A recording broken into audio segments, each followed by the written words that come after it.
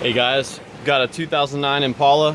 It's making the infamous clicking sound, tapping sound in the dash when you first start it up. And the culprit is due to a stripped gear in the temperature actuator. I went ahead and changed it. I'm gonna show you guys briefly where it's at, how to get to it, and how to change it. So as far as the bolts holding it in, I was using a 732 deep socket. You could probably also use a 1/4 inch deep socket because this seemed to fit a little loosely. There's a plastic piece that dropped down after I removed a total of 3 clips. There was one right here,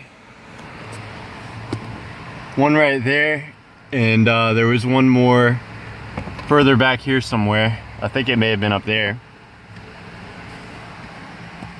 And I moved a few things out of the way, and the actuator is right there.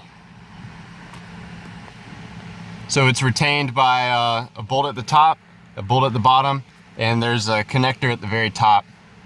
So real easy to get to once you move all the plastic out of the way. And there's one on the other side as well. Let me know if you guys have any questions.